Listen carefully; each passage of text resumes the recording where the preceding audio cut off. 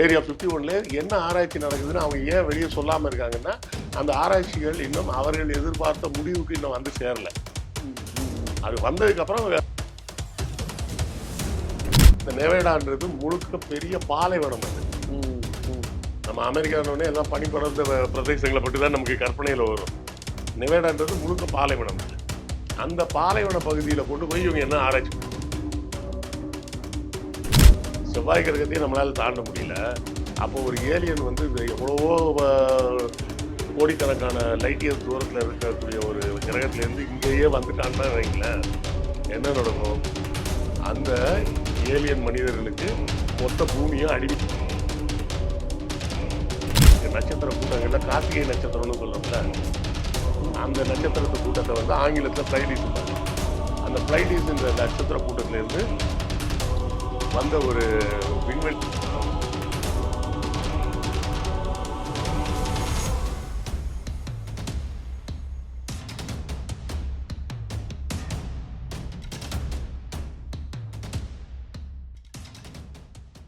அக்காநேயர்கள் எல்லாருக்கும் வணக்கம். இன்னைக்கு நம்ம கூட பார்த்தோம்னா கிருஷ்ணவேல் சார் தான் நம்ம கூட இருக்காரு. வாங்க பேசலாம். சார் வணக்கம் சார். வணக்கம். எப்படி இருக்கீங்க சார்? நல்லா இருக்கு. ஓகே சார், அப்புறம் நாங்கள் அடிக்கடி சில இடங்களில் பார்க்கக்கூடிய ஒரு டாபிக் அப்படின்னா, அமெரிக்காவில் இருக்க ஒரு ரிசர்ச் சென்டர் ஏரியா 51 அப்படின்னு சொல்கிறாங்க. அந்த அந்த ரிசர்ச் சென்டர் என்ன சார்? எங்களுக்கு தெரிஞ்ச வரைக்கும் அது வேற்று கிரகவாசிகள் அவங்க கூட பேசுறதுக்கான உண்டான அந்த முயற்சிகள்லாம் நடக்குது அப்படின்னு சொல்கிறாங்க. அந்த அந்த அந்த இடம் பற்றி கொஞ்சம் சொல்லுங்களேன். ஏரியா 51 பற்றி. ஏரியா 51க்கு போகிறதுக்கு முன்னாடி அதில் பின்னாடி இருக்கக்கூடிய ஏலியன் தியரி, ஏலியன் கான்செப்டு, நிறைய பேர் சொல்கிறது என்னென்னா, அந்த ஏலியன்ஸ் வந்த ஷிப்பெல்லாம் அங்கே தான் இருக்குது, ஏலியன்ஸோட உடம்பெல்லாம் பாதுகாத்து வச்சுருக்காங்க, அப்படி இப்படிலாம் நிறைய உருட்டுறாங்கன்னு வச்சிங்களேன். இதுக்கு எல்லாத்துக்கும் போகிறதுக்கு முன்னாடி பார்த்தீங்கன்னா, ஸ்டீஃபன் ஹாக்கிங்னு சொல்லிட்டு ஒரு பெரிய விஞ்ஞானி, அவர் வந்து இல்லை இறந்துட்டார். அவர் இப்போ ரீசெண்டாக இறந்துட்டார். அவர் வந்து ஒரு விஷயம் சொன்னார். அப்படி ஒருவேளை ஏலியன்ஸ் இருந்தால், அந்த ஏலியன்ஸ் பூமிக்கு வந்தால், அது பூமியில் வசிக்கும் மனிதர்களுக்கு நல்லதில்லை அப்படின்னு சொல்லியிருக்கார். ஏன்னா வரலாறு பூராமே பார்த்தீங்கன்னா, தொழில்நுட்பத்தில் உயர்ந்த ஒரு இனம், தொழில்நுட்பத்தில் மிகவும் கம்மியாக இருக்கக்கூடிய ஒரு பகுதி, மக்கள் வசிக்கக்கூடிய பகுதிக்கு போனால் முதலில் நடக்கக்கூடிய விஷயம் என்னென்னா, அந்த பகுதி மக்களை அவர்கள் அடிமைகளாக ஆக்கி விடுவார்கள். அவர்கள் வந்து தேவைக்கு ஏற்ற மாதிரி பயன்படுத்துவாங்க, அப்யூஸ் பண்ணுவாங்க. இது வந்து உலகம் பூரா பார்த்துருக்கோம். முதல்ல கொலம்பஸ் வந்து அமெரிக்காவுக்கு போகிறேன்னு சொல்லிட்டு கிளம்புனார். அமெரிக்காவில் இந்தியா போகிறேன்னு தான் கிளம்புனார். அவர் அமெரிக்காவுக்கு கூட போகவே இல்லை. அவர் போனது அதிகபட்சம் கரீபியன் ஐலண்ட்ஸ் வரை தான் போனார். ஆனால் அங்கே போன உடனே என்ன பண்ணார், அங்கே வாழ்ந்த மக்கள் வந்து அப்போது டெக்னாலஜியில் ரொம்ப பின்தங்கியவர்களாக இருந்தாங்க. அதிகபட்சம் அவங்கள்ட்ட இருந்த தொழில்நுட்பம்ன்றது வேட்டையாடுவதற்கு தேவையான கருவிகள் தான் இருந்தது. அதை தாண்டி அவங்கள்ட்ட பெருசாக எந்த தொழில்நுட்பமும் இல்லை. அப்போ கொலம்பஸ் அங்கே போயிட்டு பண்ண வேலை என்ன தெரியுமா? அங்கே இருந்து மக்களை கொத்து கொத்தாக கைது செய்து கொண்டு போய் ஐரோப்பியாவில் அடிமைகளாக வித்துட்டார். ஆமாம், அதுதான் அவர் பண்ண பெரிய தொழிலே. அவர் சொன்னது என்னன்னா, நான் இந்தியாவுக்கு வழி கண்டுபிடிச்சி இந்தியாவில் போய் நிறைய ஸ்பைசஸ்லாம் வாங்கிட்டு வருவேன் அப்படி இப்படின்னு சொல்லிட்டு தான் போனார். ஆனால் அவருக்கு இந்தியாவுக்கு போகிறதுக்கே வழி கண்டுபிடிக்கல. 6 மாதம் ஆயிடுச்சு இந்த தீவுக்கு போகிறதுக்கே. அதோட முடிஞ்சு போச்சு. அவர் அங்கேயே செட்டில் ஆகிட்டார். அப்புறம் கொஞ்ச நாள் கழித்து அங்கே அவரை வந்து கவர்னராக நியமித்து வச்சுருந்தாங்க அந்த ஸ்பெயின் அரசாங்கம். ஆனால் அதையும் இது பண்ணிவிட்டு கடைசியில் அவரை கேன்சலும் பண்ணிட்டாங்க. அதற்கு அப்புறம் தான் தெரிஞ்சது, அங்கே இருந்த பெண்களை பூரா பாலியல் ரீதியாக ரொம்ப துன்புறுத்தியிருக்காங்க, ஆண்களை பூரா அடிமைகளாக கொண்டு போயிருக்காங்க. இது வந்து அங்கே மட்டும் நடக்கலை, ஆப்பிரிக்கா ஃபுல்லாக நடந்தது. இந்தியா கொஞ்சம் அட்வான்ஸாக இருந்ததுனால நம்மளை அடிமைகளாக பிடிச்சிட்டு போக முடியல. மற்றபடி அடிமைகளாக இந்தியா வச்சு ஆட்சி பண்ணிகிட்டு இருந்தாங்க. ஸோ உலகம் பூரா பார்த்தீங்கன்னா, டெக்னாலஜியில் அட்வான்ஸாக இருக்கிற ஒருத்தன் டெக்னாலஜி கம்மியாக இருக்கிற இன்னொரு ஏரியாவுக்கு வந்தான்னா அந்த நாட்டு மக்கள் அடிமைகளாக ஆவாங்க. நம்மளால் மனிதனை ஏற்றிக்கொண்டு இன்னும் செவ்வாய் கிரகம் வரையும் நம்மளால் போக முடியல. நமக்கு பக்கத்தில் இருக்கிற கிரகமே செவ்வாய் கிரகம் தான். அங்கேயே மனுஷனை கூட்டிகிட்டு நம்மளால் போக முடியல. அதிகபட்சம் நிலா வரை தான் போயிருக்கோம். அப்போ நம்ம தொழில்நுட்பம் எந்த அளவுக்கு இருக்கு, மனிதனை பயணம் செய்ய வைத்து செவ்வாய் கிரகத்தையே நம்மளால தாண்ட முடியல. அப்போ ஒரு ஏலியன் வந்து எவ்வளவோ கோடிக்கணக்கான லைட் இயர்ஸ் தூரத்தில் இருக்கக்கூடிய ஒரு கிரகத்திலேருந்து இங்கேயே வந்துட்டான்னா வைங்களேன், என்ன நடக்கும்? அந்த ஏலியன் மனிதர்களுக்கு மொத்த பூமியும் அடிமையாயிடும். அதுதான் நடக்கும். இதைத்தான் வந்து ஸ்டீஃபன் ஹாக்கிங் சொன்னார். அது ஒரு புறம் இருக்கட்டும். இப்போ இந்த ஏரியா 51 என்ன அப்படின்னு பார்த்தீங்கன்னா, அது ஒரு மிலிட்ரி பேஸ் அது. நிறைய பேர் வந்து தப்பாக என்ன புரிஞ்சிட்டு இருக்காங்கன்னா, அது வந்து ஏலியன் சென்டர் அப்படின்னு இப்போ புரிஞ்சுக்கிட்டு இருக்காங்க. ஏலியன்ஸுக்கும் அங்கே அதுக்கும் சம்மந்தமே கிடையாது. அப்போ இந்த பேச்சுக்கள்லாம் ஏன் வர ஆரம்பிச்சது அப்படின்னு கேட்டோம்னா, இந்த மிலிட்ரி பேஸில் இருக்கிறவங்கள பொதுவாக வேற இடத்துக்கு டிரான்ஸ்ஃபர் பண்ணுறது கிடையாது. ஒரு மிலிட்ரி பேஸில் இருப்பார் ஒருத்தர் ப்ரொமோஷன் ஆச்சுன்னா அவர் வேற ஏரியாவுக்கு டிரான்ஸ்ஃபர் பண்ணுவாங்க. ஆனால் இந்த பேஸில் இருக்கிறவங்கள பொதுவாக அவங்க ரிட்டையர்மெண்ட்டை வர டிரான்ஸ்ஃபரே பண்ணுறது கிடையாது. அவங்க அங்கேயே தான் வேலை பார்க்குறாங்க, அப்புறம் ரிட்டையர் ஆகுறாங்க. வேற இடத்துல இருக்கிறவங்கள யாரையும் இங்கே புதுசாக கொண்டாந்து அப்பாயின்ட் பண்ணுறதும் கிடையாது. அங்கே உள்ள என்ன ரிசர்ச் நடக்குதுன்றதும் யாருக்கும் வெளியே தெரியறதில்ல. பத்தாவதுக்கு அந்த பகுதி வந்து ஒரு பாலைவனம் அது. அங்கே வந்து நெவேடான்னு ஒரு பகுதி இருக்கு. அந்த நெவேடான்ற பகுதியில் அது பெரும்பாலும் பாலைவனம் சார்ந்த பகுதி. அங்கே இருக்கிறதுலே ரொம்ப பெரிய ஊர்னா கலிஃபோர்னியாவும் லாஸ் ஏஞ்சல்ஸும் தான். கலிஃபோர்னியா சாஃப்ட்வேருக்கு ரொம்ப ஃபேமஸ்ஸு. லாஸ் ஏஞ்சல்ஸ் வந்து சூதாட்டத்துக்கு தலைநகரம் மாதிரி. லாஸ் ஏஞ்சல்ஸ்லேருந்து இது ஒரு 130 கிலோமீட்டர் தள்ளி இருக்குது இந்த நேவல் பேஸ். பத்தாவதுக்கு பார்த்தீங்கன்னா, அங்கே வந்து ஒரு சாலை ஒன்று இருக்குது, ஹைவேஸு. அங்கே வந்து அந்த ரூட்டை பூரா நம்பரில் தான் சொல்லுவாங்க. நம்ம ஊரில் என்ஹெச்ன்னு நம்ம சொல்கிறோம்ல, NH45, NH7ன்னு சொல்கிறோம்ல. NH45னா இங்கேருந்து கன்னியாகுமரி வர போகிற ரோடு. NH7 வந்து இங்கேருந்து திருச்சி வர போகும்னு நினைக்கிறேன். அதுக்கப்புறம் அது NH45ல போயிடும். NH7 அப்படின்ற ரோடு வந்து ஏன் ரொம்ப ஃபேமஸ் அப்படின்னு சொன்னால், காஷ்மீரில் தொடங்கி வர்ற ரோடு அது. இருக்கிறதுல லாங்கஸ்ட் ரோடு நம்ம ஊரில். அது மாதிரி அங்கேயும் பார்த்தீங்கன்னா, அவங்க NHன்ற வார்த்தை பயன்படுத்த மாட்டாங்க, ரூட்டும்பாங்க. ரூட் அப்படின்னு போட்டு ஒரு நம்பர் போட்டால் அந்த ரோடுன்னு அர்த்தம். அப்போ அது மாதிரி அது வந்து 345ன்னு ஒரு ரோடு அது.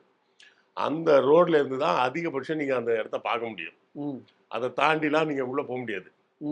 அதை தாண்டி உள்ளே போனீங்கன்னா கைது செய்யப்படுவார்கள், இல்லை மிகப்பெரிய அளவில் ஃபைன் போடப்படும், ஆளை பொறுத்து. அப்படின்லாம் ரெஸ்ட்ரிக்ஷன்ஸ் இருக்குது பார்த்தீங்களா? இந்த ரெஸ்ட்ரிக்ஷன்ஸ் எல்லாம் சேர்ந்து தான் அந்த பகுதியை வந்து ஒரு மிஸ்டீரியஸ் பகுதியாக மக்களால் பார்க்குற மாதிரி ஒரு செய்தி, அப்படி செய்திகளாக பரவ ஆரம்பிக்குது. அங்கே ஆக்சுவலாக என்ன நடக்குதுன்னு பார்த்தீங்கன்னா, தொழில்நுட்பம் சார்ந்த பல ஆராய்ச்சிகள் நடக்குது. அந்த தொழில்நுட்பம் சார்ந்த ஆராய்ச்சிகளில் முக்கியமானது வந்து பார்த்தீங்கன்னா, ஒரு 5 வகையான பிளேன் கண்டுபிடிச்சிருக்காங்க அவங்க. அதில் ரொம்ப ஃபேமஸான பிளேன் வந்து நைட் ஹாக் அப்படின்னு சொல்லி எல்லாரும் கேள்விப்பட்டிருப்பீங்க. இந்த நைட் ஹாக்ன்ற ஃப்ளைட் வந்து ஆல்மோஸ்ட் ரேடாரில் சிக்கவே சிக்காது. ஆல்மோஸ்ட் ரேடாரில் சிக்கவே சிக்காது. அந்த ஃப்ளைட்டை பயன்படுத்தி தான் பாகிஸ்தானுக்குள்ளே போய் ஒசாமா பின் லேடனை போட்டு தள்ளினது, இப்போ அமெரிக்கா போட்டு தள்ளினது. புரியுதுங்களா? இந்த ஃப்ளைட்ஸ் பூராமே இவங்க கண்டுபிடிச்சிருக்க இந்த 5 ஃப்ளைட்டும் பார்த்தோம்னா ரெகுலராக இருக்கிற ஃப்ளைட்ஸ் மாடலில் இருக்காது. ரெகுலராக நம்ம பார்க்கக்கூடிய பிளேன் எப்படி இருக்கும்? இப்படி நீளமாக இருக்கும், 2 ரெக்கை இருக்கும், பின்னாடி வாலில் ஒரு ரெக்கை இருக்கும். அந்த வாலோட ரெக்கை தான் ஃப்ளைட்டை திசை திருப்பறதுக்கு பயன்படுத்துறது. இப்படி தான் இருக்கும். இவங்க கண்டுபிடிச்சிருக்க இந்த 5 ஃப்ளைட்டும் இந்த ரெகுலர் ஃப்ளைட் மாதிரியே இருக்காது பார்க்கறதுக்கு. எல்லாம் வித்தியாசமான ஷேப்பில் இருக்கும். ஒரு முக்கோணம் மாதிரி அப்படி இப்படின்னு வேற வேற ஷேப்பில் இருக்கு. இதை வந்து இவங்க டெஸ்டிங்க்கு நைட்டில் விடுறாங்கல்ல, அதை பார்த்த உடனே பற்றி ஏலியன் ஃப்ளைட் அப்படின்னு, அதாவது அது பேர் வந்து UFO அப்படின்னு சொல்லுவாங்க, அன்ஐடென்டிஃபைடு ஃப்ளையிங் ஆப்ஜெக்ட்ஸ் அப்படின்னு ஆங்கிலத்தில். நிறைய பேர் UFOனாலே அது வந்து பிளேட் மாதிரி இருக்கும், வேற்று கிரகவாசிகள் வர்றதுன்னு நினைச்சுக்கிறாங்க. ஆக்சுவலாக பார்த்தோம்னா இந்த பறக்கும் தட்டு அப்படின்ற ஒரு கான்செப்ட் ஒன்று சொல்லிகிட்டே இருக்காங்கல்ல, அந்த கான்செப்ட் வந்த காரணமே என்ன காரணம்னா, ஹிட்லர் காலத்தில் ஃப்ளைட்டை வந்து வட்ட வடிவமாக ஒன்று ட்ரை பண்ணாங்க. அதை டெஸ்டிங் டைமில் சில பேர் பார்த்துருக்குறாங்க. ஸோ ஃப்ளைட்டுனாலே நமக்கு ஒரு பார்வை இருக்குது. அந்த பார்வைக்கு மாறுபட்ட ஒரு ஷேப்பில் ஏதோ ஒன்று பறக்கிறது பார்த்த உடனே இது ஃப்ளைட் இல்லை, இதை ஐடென்டிஃபை பண்ண முடியல, அதான் அன்ஐடென்டிஃபைடு ஃப்ளையிங் ஆப்ஜெக்ட். இதை ஐடென்டிஃபை பண்ணவே முடியல அப்படின்னு சொல்லி உடனே இது வந்து வேற்று கிரகவாசிகள் வந்த கப்பல், அது வந்து பறக்க விட்டுருப்பாங்க, அது திரும்ப இறங்கியிருக்கும். நான் பார்த்தேன், அது அந்த ஊர்கிட்ட இறங்குச்சு அப்படிமா. ஆமா, அது இறங்குச்சு, அது பறந்துச்சு. அதுல உள்ள உட்காந்து பறந்து போனது மனுஷன் தான் போனான். சரியா? இருக்கிறதுல அவங்க கண்டுபிடிச்சிருக்க ஒரு ஃப்ளைட்ல வந்து அது பேர் வந்து AS 320ன்னு சொல்லுவாங்க.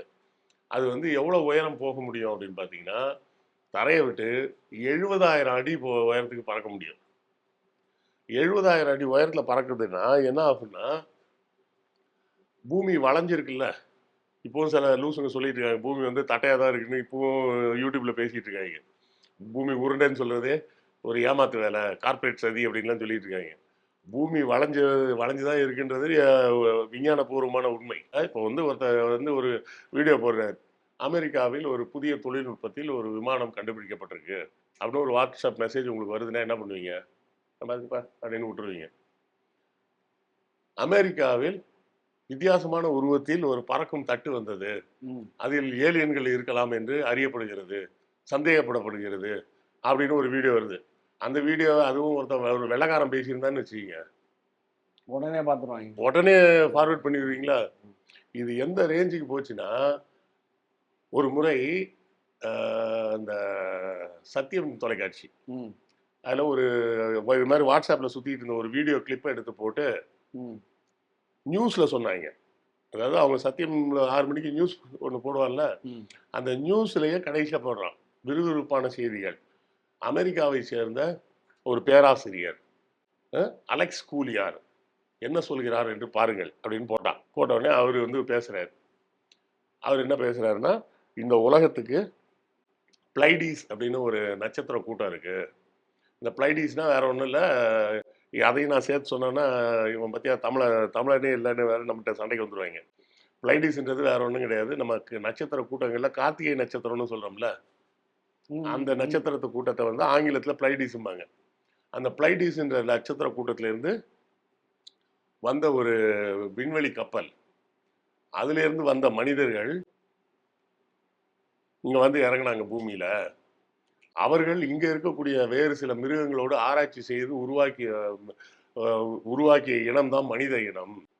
அவங்களோட ஜீன்ஸையும் இங்கே இருந்த வேற ஒரு மிருகத்தோட ஜீன்ஸையும் ஒன்றா மிக்ஸ் பண்ணி ஒரு மனித இனத்தை உருவாக்குனாங்க. அவர்கள் வந்து பேசிய முதல் மொழி அந்த பிளைடீஸ்லேருந்து வந்தாங்கல்ல, அவங்க பேசிய மொழி, அந்த அந்நிய ஏலியன்ஸ் அவங்க பேசிய மொழி தமிழ் அப்படின்னு பேசுறாரு. உடனே இந்த வீடியோ கிளிப் எடுத்து போட்டு பேராசிரியர் அலெக்ஸ் கூலியார்ன்ட்டாங்க. ஆக்சுவலாக இந்த அலெக்ஸ் கூலியார் யாருன்னு கேட்டால் கான்ஸ்பிரசி தியரிஸ்ட். அவர் இது மாதிரி பொய்க்கதையெல்லாம் பரப்புற ஆள், அங்கே அமெரிக்காவில் உள்ள பொய்க்கதை பரப்புற ஆள். அவர் வெள்ளக்காரன் சொல்றாருன்னு எடுத்து போட்டு வெள்ளக்காரன் உடனே அவர் பேராசிரியர் ஆயிட்டாரு, அமெரிக்க பேராசிரியர் ஆயிட்டாரு. புரியுதா? ப்ளஸ் வந்து பிளைடீஸு, கார்த்திகை நட்சத்திர கூட்டம், முருகன் முப்பாட்டன், தமிழ் எல்லாமே கனெக்ட் ஆகுது பாருங்க அப்படின்னு சொல்லி அதுக்கு ஒரு தியரியை கிளப்பி விட்டாங்க. முதல் கேள்வி என்னன்னா, அவங்க ரெப்டைல்ஸ்ன்னு சொல்றாரு அவரு. ரெப்டைல்ஸ்னா பல்லி, தவளை போன்ற இனத்தை சார்ந்தவர்கள் அப்படின்னு சொல்றாரு. முதல்ல இந்த மாதிரி இனத்தை சார்ந்தவர்கள் அப்படின்னு அவரே அந்த அலெக்ஸ் கூலியாரே சொல்றாரு. அது ரெப்டைல்ஸா இருந்தா நல்லா யோசிச்சு பாருங்க. இந்த கேள்வியை வந்து இதே கேள்வியை நீங்க பிள்ளைங்களை வந்து அறிவியல் பூர்வமா சிந்திக்க வைக்கணும். அறிவியலை சொல்லிக் கொடுக்கணும். சொல்லிக் கொடுக்கலன்னா தப்பு தப்பா புரிய ஆரம்பிச்சிருவாங்க. என் பையன் வந்து 7ஆம் கிளாஸ் படிக்கும்போது ஒரு கேள்வி என்கிட்ட கேட்டான். அப்ப நாகினின்னு ஒரு படம் வந்தது, ஹிந்திலேயே அதுலேயே வந்தது. அந்த படத்துல பாத்தீங்கன்னா இச்சாதாரி பாம்பு. இச்சாதாரினா இச்சைனா ஆசை, தாரினா உடல் ஷேப், சரியா? இச்சாதாரினா விரும்பிய உருவத்துக்கு மாறக்கூடிய பாம்பு அப்படின்னு சொல்லி ஒரு பாம்பு வந்து ஒரு பொண்ணா மாறிடுச்சு அப்படின்னு அந்த படம் எடுத்திருந்தாங்க. என் பையன் படத்தை பார்த்து முடிச்சுட்டு கேட்டான் ஒரு கேள்வி. அப்போ அவன் 7th or 8th படிச்சுட்டு இருக்கான். அவன் கேட்டான், அப்பா பாம்பு வந்து கோல்டு பிளட்டட் அனிமல், அது ரெப்டைல்ஸு. நம்ம மனுஷங்கள்லாம் மேமல்ஸு, வார்ம் பிளட்டட் அனிமல். ஒரு கோல்டு பிளட்டட் அனிமல் வந்து எப்படி வார்ம் பிளட்டட் அனிமலாக மாற முடியும்?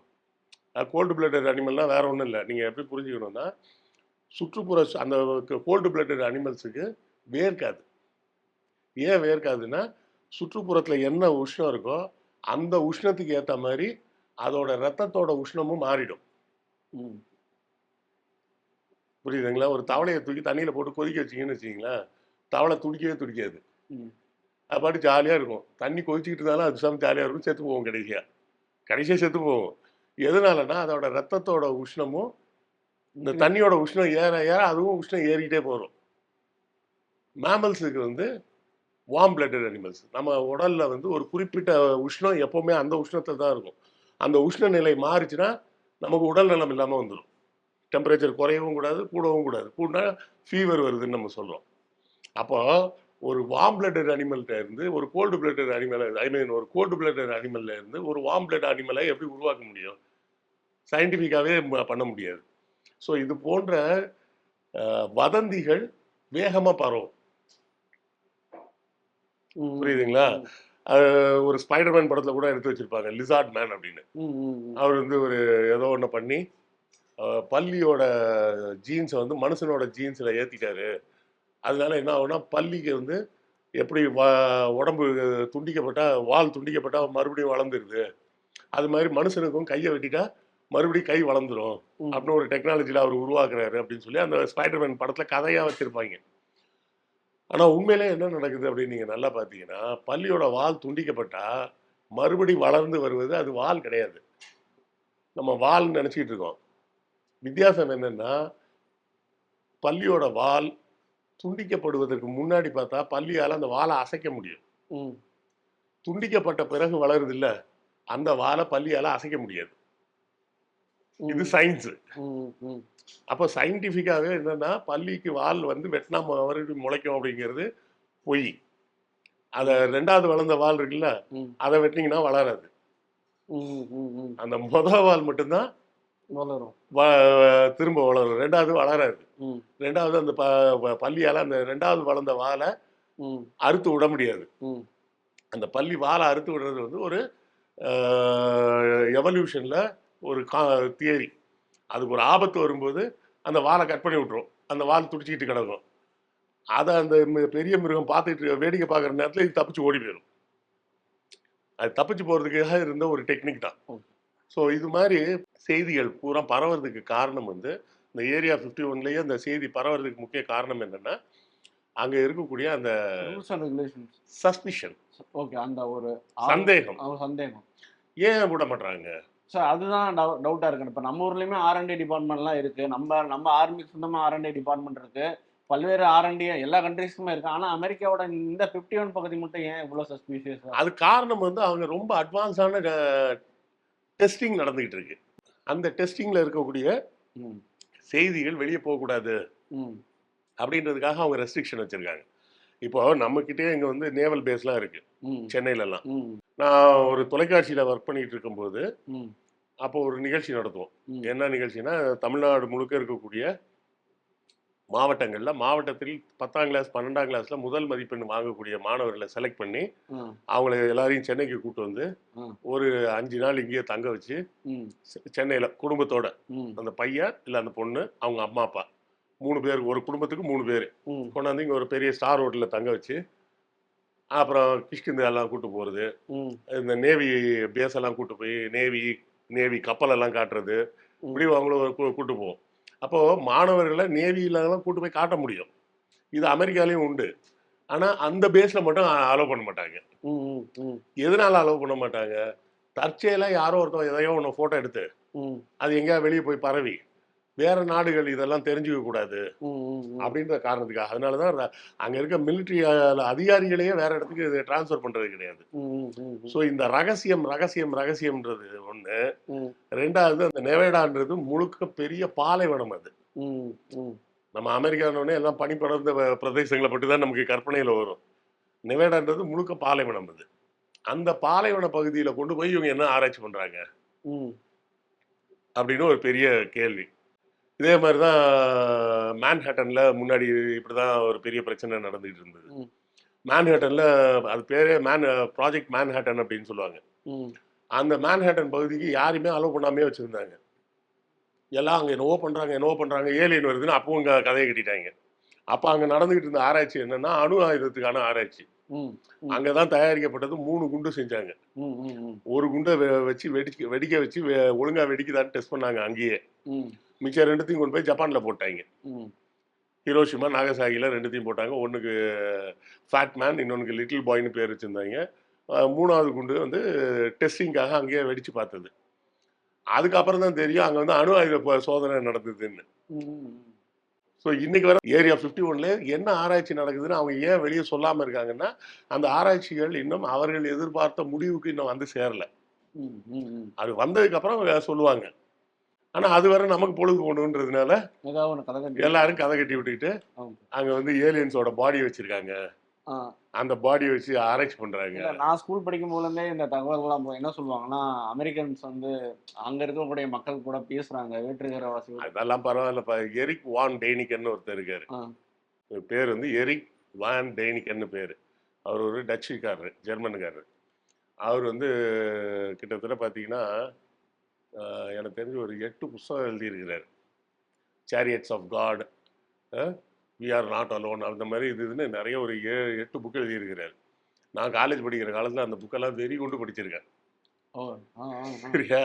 அவர் வந்து என்ன காட்டுவாருன்னா, இந்த பாருங்க இந்த கோயில் வர கோயில் சிற்பங்கள், சர்ச்சில் இருக்க சிற்பங்கள், பழங்குடி மக்களோட நடன முறை, இதெல்லாம் பாருங்க ஏலியனோட கம்பேர் ஆகுது, ஒத்து போகுது. ஒவ்வொரு புக்கும் 300 பக்கம். அதெல்லாம் படிச்சுட்டே இருப்பீங்க. ஆமா, வெறி கொண்டு படிச்சிருக்கேன் அந்த 8 புக்கையும் இங்கிலீஷ்ல. சேரியட்ஸ் ஆஃப் ஃபயர் அப்படின்னு இன்னொருத்தர் ரிச்சர்ட் மூனின்னு நினைக்கிறேன். ஸோ இது எல்லாமே வந்து இந்த கான்ஸ்பிரசி தியரின்றதை நான் புரிஞ்சுக்கிறதுக்கே எனக்கு ரொம்ப நாள் ஆச்சு. அவங்க சொன்னதே என்னன்னா, கடவுள் அப்படின்னு நீங்க நினைக்கிறது எல்லாம் யாருன்னு கிடையாது, எல்லாருமே ஏலியன்ஸ் தான். அதுல நல்ல நமக்கு எக்ஸாம்பிள் வேற சொல்லுவாரு. அதுல சொன்ன ஒரு எக்ஸாம்பிள் என்னன்னா, ஏலியன்ஸ் வந்து மனிதர்களை படைச்சு அவங்களுக்கு விதிமுறைகள்லாம் கொடுத்துட்டு போயிருக்காரு. அதுதான் நீங்கள் மதம்னு நினச்சிட்டு இருக்கீங்க, கடவுள்னு நினச்சிட்டு இருக்கீங்க. இதெல்லாம் செஞ்சால் புண்ணியம், இதெல்லாம் செஞ்சால் பாவம்னு நினச்சிட்டு இருக்கீங்க. அவங்க ஒரு நாள் திரும்பி வந்து பார்ப்பாங்க. வந்து பார்த்துட்டு அவங்க சொன்ன ரூல்ஸ் படி இல்லாமல் இருந்தாங்கன்னா இந்த மனிதர்கள்லாம் என்ன பண்ணுவாங்க தெரியுமா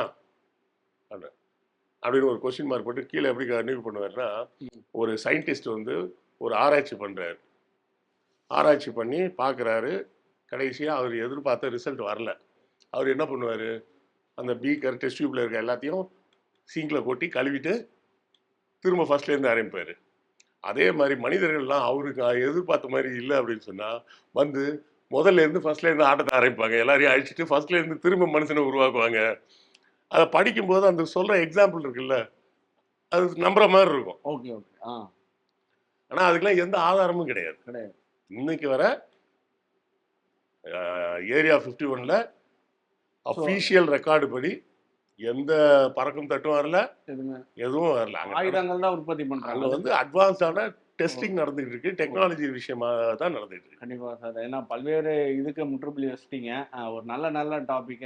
நிறைய பேர் பார்த்துருப்பீங்க இந்த அந்த 51 பகுதினா என்ன, உங்க கேள்விக்கும் உங்களோட சந்தேகத்துக்கும் பதில் சொல்லியிருப்பாருன்னு நினைக்கிறேன். ரொம்ப நல்ல இன்டர்வியூ சார். இதே மாதிரி இன்னொரு இன்டர்வியூல சொன்னீங்க. தேங்க்யூ. நன்றி.